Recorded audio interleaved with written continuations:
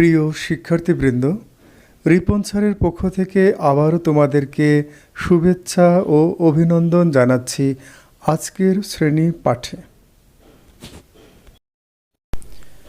আমাদের আজকের আলোচ্য বিষয় পদ্মাবতী কাব্য অবলম্বনে মহাকবি আলাওলের মৌলিকত্ব ও পাণ্ডিত্যের আলোচনা। আলাওল দক্ষতার সাথে হিন্দি কবি মালিক মোহাম্মদ জায়সির পদুমাবত হিন্দি কাব্যের বাংলা রূপান্তর করেছেন পদ্মাবতী। বাংলা অনুবাদ করতে গিয়ে আলাওল কাব্যশিল্পের সৌকর্য সাধন করেছেন। জায়সির কাহিনীকে তিনি অবলম্বন করেছেন সত্য, কিন্তু সৌন্দর্য সৃষ্টিতে কবি এক শিল্প সার্থক ভাবমণ্ডল গড়ে তুলতে সক্ষম হয়েছেন। আলাওলের পদ্মাবতী কাব্য পাঠে পাঠকচিত্ত আনন্দ লাভ করে এবং শব্দশিল্পের সুষমা ব্যবহারে পদ্মাবতী সার্থক শিল্পকলা হিসাবে পরিগণিত হবার যোগ্যতাও রাখে। জায়সি সুফি তত্ত্বের কথা ব্যক্ত করতে গিয়ে পদ্মাবতী কাব্য রচনা করেছেন। এ কাব্যে একান্তই একটি রূপক কাব্য হিসাবে তিনি উপস্থাপন করেছেন, কিন্তু আলাওলের পদ্মাবতী প্রধানত মানব রসাশ্রিত কাব্য। আলাওলের কাব্য ও জায়সির কাব্যের রস অভিব্যক্তি ভিন্ন মাত্রার। মূলকে বাদ দিয়ে শুধু আলাওলের পদ্মাবতী কাব্য পড়লেও রসের কোনো ঘাটতি হয় না, বরং রসের আস্বাদন ক্ষমতা বৃদ্ধি পায়। এ প্রসঙ্গে ডক্টর ওয়াকিল আহমদ তার বাংলা রোমান্টিক প্রণোপাখ্যান গ্রন্থে বলেছেন, জায়সির পদ্মাবতী মূলত আধ্যাত্ম রসের কাব্য, আলাওলের পদ্মাবতী মুখ্যত মানস রসের কাব্য। জায়সি মিস্টিক, আলাওল হিউম্যানিস্টিক। হিন্দি কবির আধ্যাত্মিক চিন্তার সাথে মানবিক চিন্তার মিশ্রণ ঘটেছে। বাংলার কবির মানবিক চিন্তার মধ্যে আধ্যাত্মিক চিন্তার স্পর্শ লেগেছে। আলাওলের বর্ণনা সংক্ষিপ্ত ও বস্তুনিষ্ঠ, জায়সির বর্ণনা ভাবাশ্রয়ী ও বিশ্লেষণমুখী। ডক্টর ওয়াকিল আহমদ সমালোচক গ্রন্থে যে বিষয়টি বলে গেছেন, আমাদের সম্পাদক সৈয়দ আলী হাসান তার ভূমিকাতে একই কথা বলেছেন। আমরা দেখতে পাই যে জায়সির আধ্যাত্মিক চিন্তার সাথে আলাওলের মানবিক চিন্তার মিশ্রণ পদ্মাবতী কাব্যে ঘটেছে। জায়সির কাব্য একান্তই রূপক ও আধ্যাত্মিক, আলাওল সেখানে মানবিক ও সামাজিক। চরিত্রগুলো একান্তই সমাজ সংসারের অন্তর্গত মানব মানবীর মহিমা নিয়েই প্রকাশ পেয়েছে। আলাওলের বর্ণনা বস্তুনিষ্ঠ আর জায়সির বর্ণনা ভাবাশ্রয়ী। সৈয়দ আলী হোসেন পদ্মাবতীর সম্পাদনা ভূমিকায় বলেছেন, আলাওল মূলের তথ্য সমৃদ্ধ রূপকের ব্যঞ্জনাকে গ্রহণ করেননি। সামাজিক নিষ্ঠা, গৃহগত সৌজন্য, স্নেহের বন্ধন এবং নরনারীর একান্ত হৃদয়গত কামনা বাসনায় তার কাব্যের বিবাহ খণ্ডটি সমৃদ্ধ। এক কথায় আমরা বলতে পারি যে আলাওল বস্তুনিষ্ঠ এবং মানবিক হিসাবে তার পদ্মাবতী কাব্য উপস্থাপন করেছেন। জায়সির পদুমাবত কাব্যে বিবাহোত্তর রত্নসেনের হাতে কন্যা সমর্পণ করে গন্ধর্ব সেন নিজেকে দাসরূপে উপস্থাপন করেছেন, কিন্তু মহাকবি আলাওল বাঙালি সমাজের কথা তিনি ভুলে যাননি। তিনি লিখেছেন, সজল নয়নে রাজা কন্যা সমর্পিল, বলে মোর প্রাণাজু তোমা হস্তে দিল। যখন গন্ধর্ব সেন তার জামাই রত্নসেনের হাতে পদ্মাবতীকে সমর্পণ করছেন, তখন তিনি বললেন যে আমার প্রাণ আজকে তোমার হাতে সমর্পণ করে দিলাম, অর্থাৎ পদ্মাবতীকে তিনি জামাইয়ের হাতে তুলে দিলেন। আর জন হইলে কিছু কহিতে উচিত, ক্ষমাশীল জ্ঞানী তুমি আপনে পণ্ডিত। তুমি নিজেই পণ্ডিত ব্যক্তি, সেজন্য তোমাকে আর আমার বলার তেমন কিছু নেই। কহিতে অনেক কথা কি কহিব তারে, স্বামী কৃপা হস্তে নারী হন্তে নারী দুই যোগ তরে। স্বামীর কৃপায় স্ত্রী কী করতে পারে? দুই জগৎকে অতিক্রম করতে পারে। এখানে আমরা দেখতে পাচ্ছি যে মহাকবি আলাওল যে শ্বশুর তার জামাইয়ের হাতে যখন নিজের কন্যাকে সমর্পণ করে তখন সে উপদেশ বাণী প্রদান করে এবং গুরুজন হিসাবেই সেটি করে থাকে। সেজন্য আমরা দেখতে পাই যে পদুমাবত কাব্যে জাইস যেটি দাসরূপে উপস্থাপন করেছেন, কিন্তু এখানে মহাকবি আলাওল বাঙালির চিরাচরিত হিসেবে তিনি শ্বশুরকে গুরুজন হিসেবে উপদেশ দিয়ে তার গুরুত্বকে বজায় রেখেছেন।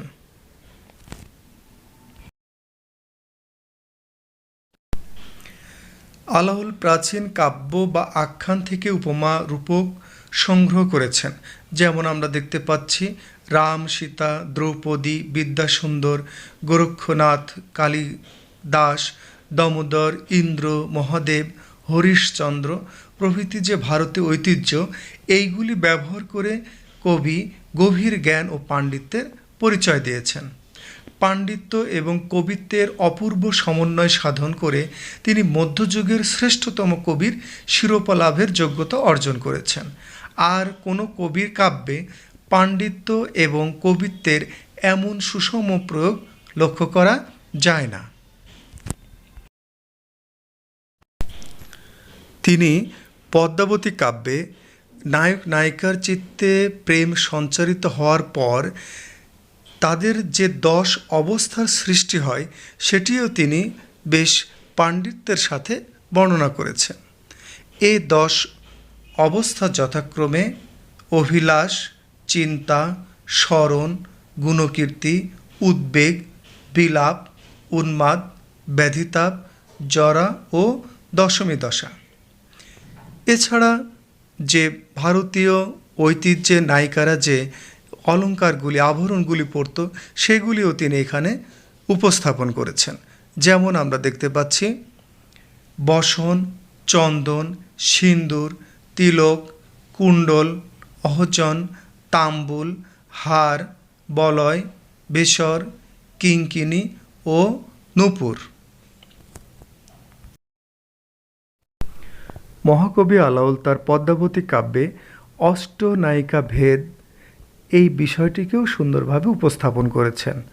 আমরা দেখতে পাচ্ছি যে বাসর ঘর সাজিয়ে যে নায়িকা অপেক্ষা করে তাকে বলা হয় বাসরসজ্জা, বাসকসজ্জা। অভিসারে গিয়ে যে নারী প্রেমিকের সাক্ষাৎ পায় না তাকে বলা হয় বিপ্রলব্ধা। প্রিয় বিরহে কাতর যে নারী তাকে বলা হয় উৎকণ্ঠিতা। যে নারীর স্বামী বিদেশ থাকে তাকে বলা হয় প্রসিত ভর্তিকা। যে নারী ইচ্ছামতো বিচিত্র সঙ্গমতা তিনি হলেন স্বাধীন ভর্তিকা। এবং প্রেমিকের সাথে কলহ করে পর মুহূর্তে যে নারী জীবন সমর্পণ করে তাকে বলা হয় কলহান্তরিকা। আলাওল এই অষ্টনায়িকার ভেদ এই বর্ণনাগুলি তিনি চমৎকারভাবে এবং পাণ্ডিত্যের সাহায্যে এই পদ্মাবতী কাব্যে উপস্থাপন করেছেন। আলাওল সঙ্গীতশাস্ত্র সম্পর্কে বিচিত্র রাগরাগিনীর ও তালের নাম উল্লেখ করেছেন। যেমন লাচারি, কেদার গান্ধার, চন্দ্রাবলী, লাচারি ভাটিয়াল, বহুশ্রী গান্ধার, ধানুষী, মালসী, তুরি বসন্ত, কর্ণাটক পরিতাল, দক্ষিণান্ত শ্রীরাগ, চৌক ও একতাল প্রভৃতি। রত্নসেন পদ্মাবতীর বিবাহোৎসবে পঞ্চ শব্দে বাদ্য বাজানোর কথা আছে। তিনি বলেছেন মুদ্রা কাঁসা করতাল, আওয়াজ কর্নাল ভাল, বিতত বাজে বহুতর, সুরঙ্গ দুন্দভি জোড়া, নাগারা পিনাক কাড়া, ঢাক ঢোল মন মনোহর। এখানে বিভিন্ন বাদ্যযন্ত্র ঢাক ঢোল, পিনাক কাড়া, দুন্দুভি, করতাল, কর্নাল ভাল বিভিন্ন ধরনের বাদ্যযন্ত্রের উল্লেখ পাওয়া যায়, যেগুলি তিনি আসলে বিভিন্ন শাস্ত্র থেকে তিনি সংগ্রহ করে এখানে উল্লেখ করে পাণ্ডিত্যের পরিচয় দিয়েছেন। ডক্টর মোহাম্মদ শহীদুল্লাহ আলাউল সম্পর্কে বলেন, তাহার রচনায় প্রাকৃত পৈঙ্গল, যোগশাস্ত্র, তসুফ, কামশাস্ত্র, সঙ্গীতবিদ্যা, অশ্বচালনাবিদ্যা প্রভৃতি নানা বিচিত্র ব্যাপারের উল্লেখ দেখা যায়। বাস্তবিকই তাহার সমান নানা বিদ্যা বিশারদ পণ্ডিত সে যুগে আর কেহ ছিল না। যোগশাস্ত্র, অধ্যাত্মতত্ত্ব ও গুরুবাদ সম্পর্কে আলাওলের পাণ্ডিত্য জায়সি থেকে ভিন্ন। গুরুবাদ সম্পর্কে মহাকবি আলাওল বর্ণনা করেছেন, গুরু ভৃঙ্গতুল্য, শিষ্য পতঙ্গ সমান। গুরু যদি হয় ভ্রমর, তাহলে শিষ্য হবে তার সামান্য পতঙ্গের সমান। প্রথমে মারিয়া পুনি দেয় প্রাণদান, প্রথমে তাকে মেরে আবার প্রাণদান করে। তাহারে অমর বলি যেই মরি জিয়ে, এখানে বলছে যে আবার অমর তাকেই বলবো যে মরে আবার জীবিত হয়। অলি পদ্ম মিলিয়া একত্র মধু পিয়ে, তখন ভ্রমর এবং পদ্ম একসাথে মিলে মধু পান করে। এই বিষয়টি দ্বারা তিনি গুরু এবং শিষ্যের যে আধ্যাত্মিক সম্পর্ক সেটিকে তিনি এখানে বর্ণনা করার চেষ্টা করেছেন। পদ্মাবতী কাব্যে যে গানগুলো ব্যবহার করা হয়েছে সেগুলো কবির মৌলিক রচনা। নানা রাগ, নানা গান, নানা ছন্দ আলাওল পদ্মাবতী কাব্যে সংযোজন করেছেন। এগুলো মূল গ্রন্থে ছিল না। অধিকাংশ গানই ব্রজবুলি ভাষায় বৈষ্ণবী ঢঙে রচিত এবং গানের বিষয়বস্তুও প্রেম। এগুলো যেমন নায়িকা রূপের দীপ্ত চিত্রের উজ্জ্বলতা, গতির স্পন্দন এবং ধ্বনির মাধুর্যে ভরপুর।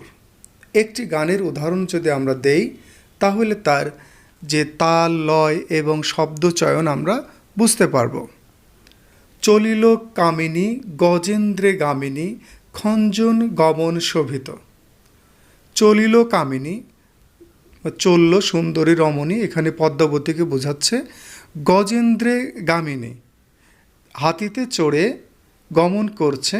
খঞ্জন গমন শোভিত, খঞ্জন পাখি যেমন চঞ্চলভাবে এক জায়গা থেকে অন্য জায়গায় চলাচল করে, পদ্মাবতীর চঞ্চলতাও ঠিক খঞ্জন পাখির মতো।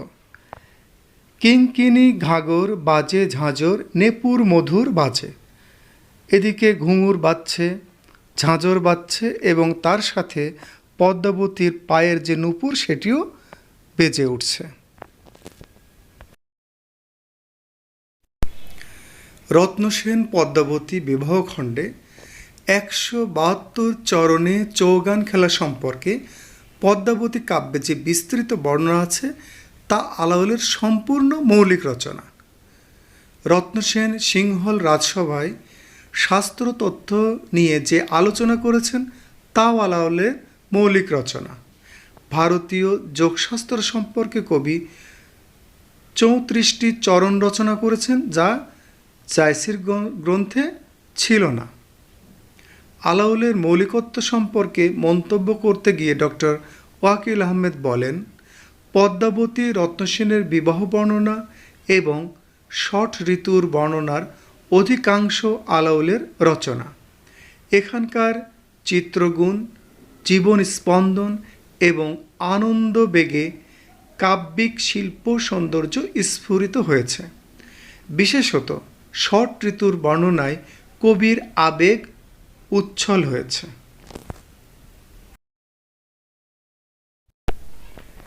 কাকুনুস পক্ষীর বর্ণনা জায়সির গ্রন্থে নেই।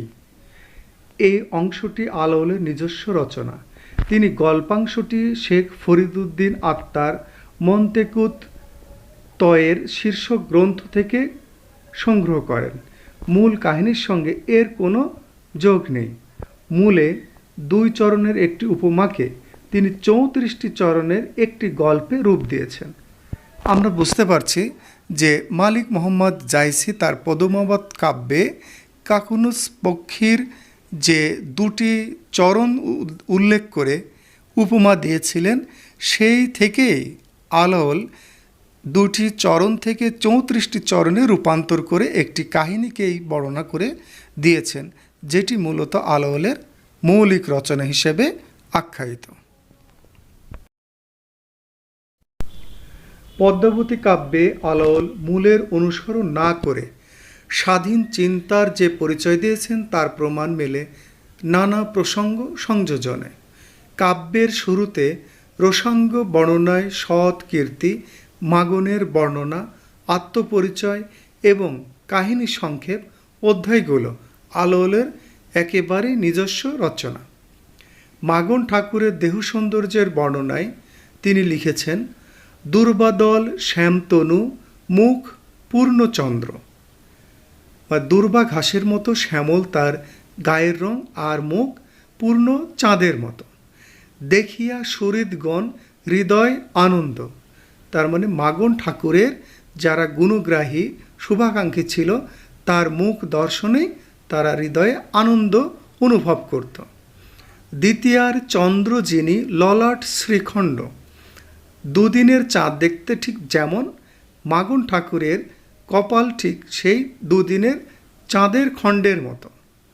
ভঙ্গিমা রঙ্গিমা ভুরু কন্দর্প কোদণ্ড, তার রঙিন ভঙ্গিমা যে ভুরু, সেই ভুরুটা দেখতে একেবারেই মদন বানের মতো দেখতে। কাহিনী নির্মাণে আলাওল জায়সির উপর নির্ভরশীল, কিন্তু শিল্প রীতির দিক থেকে আলাওল মৌলিক। জায়সি 14টি চরণের সাথে একটি দোহা যুক্ত করে হিন্দি চৌপায় রচিত করেন। আলাওল আখ্যানের আকারে কাহিনীর বর্ণনা করেছেন। তার কাব্যে পয়ার, একাবলী, ত্রিপদী, চতুষ্পদী ইত্যাদি ব্যবহার করে ছন্দে বৈচিত্র্য এনেছেন এবং তাল রাগিনীও উল্লেখ করেছেন, কারণ আলাওল ছিলেন সঙ্গীত বিশারদ কবি। ছন্দশাস্ত্র, অলঙ্কার শাস্ত্রেও তার জ্ঞান ছিল অপরিসীম। আলাওলের এ পাণ্ডিত্য কাব্য সৃষ্টিতে নতুন ব্যঞ্জনা আনতে সহায়ক হয়েছিল। আলাওল লিখেছেন, জল বিনু মিন যেন ছটফট করে, তাহাতে ফেলিল পুনি অগ্নির ভিতরে। যতেক চন্দন অঙ্গে যেন দিল দাগ, বাড়ব আনল সম প্রেম অনুরাগ। কাঁচা কাষ্ঠে একদিকে লাগিলে আনল, আর দিক হন্তে যেন নিঃসরয়ে জল। এদিকে রত্নসেনের বিরহে পদ্মাবতীর মনে যে অবস্থা সৃষ্টি হয়েছিল, কবি আলাওল সেটিকে মাছের সাথে এবং কাষ্ঠের সাথে তুলনার মাধ্যমে উপস্থাপন করেছেন। আলাওলের পাণ্ডিত্য সম্পর্কে ডক্টর দীনেশচন্দ্র সেনের মন্তব্য দিয়ে আমরা আমাদের আজকের পাঠ শেষ করব। কবি পিঙ্গলাচার্যের মগন, রগন প্রভৃতি অষ্ট মহাগুণের ও তত্ত্ব বিচার করিয়াছেন।